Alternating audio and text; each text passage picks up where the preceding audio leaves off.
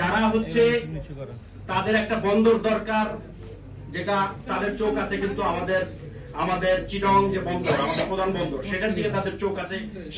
শুধু পার্বত্য চট্টগ্রাম না, পার্বত্য চট্টগ্রামের 3 জেলা না, পুরো চট্টগ্রাম ডিভিশন নিয়েই একটা চক্রান্ত ষড়যন্ত্র চলছে, যেটা আমরা এই যে এনডিসি কোর্সের মাধ্যমে আমি এটা আরো বিশদভাবে এবং জানতে পেরেছি, বুঝতে পেরেছি। এখন আমাদের করণীয় কি? এই আলোচনায় যেহেতু সরকারের একজন প্রতিমন্ত্রী মহোদয় আছেন, আমি তার মাধ্যমে এবং আপনারা যারা সাংবাদিক ভাই বোনেরা আছেন, আপনাদের মাধ্যমে আমি মাননীয় প্রধানমন্ত্রী সহ সরকারের কাছে বিনীতভাবে অনুরোধ করতে চাই যে আমরা দেখেছি, একটু পিছনে যেতে হবে, আমরা দেখেছি যে সাবেক ফ্যাসিস্ট শেখ হাসিনার জমানায় দুটো কাজ করেছে। একটা হচ্ছে 97 সালে শান্তি চুক্তি করেছে। আমরা দেখছি যে শান্তির নামে পাহাড়ে কিন্তু শান্তি বাহিনী আছে না, শান্তি বাহিনী, সন্তুল আরমান শান্তি বাহিনী। আমরা দেখেছিলাম 71 সালেও কিন্তু একটা শান্তি কমিটি ছিল।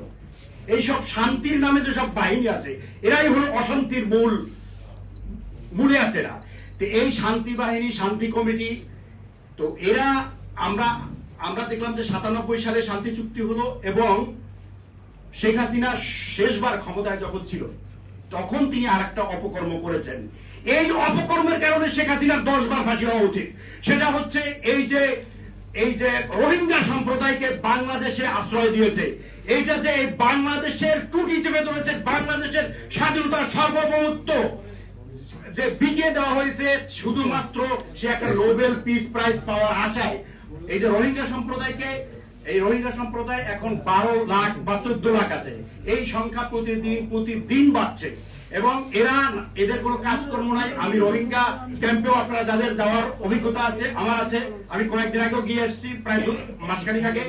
এইখানে এটা তো কোনো মানুষের জীবন না, তারা একটা অমানবিক জীবন যাপন করছে এবং এদের মধ্যে বিরাট একটা জনগোষ্ঠী আছে যারা সন্ত্রাসের সাথে সরাসরি যুক্ত। তাদের কোনো কাজ নাই তো সন্ত্রাসী কর্মকাণ্ড ছাড়া।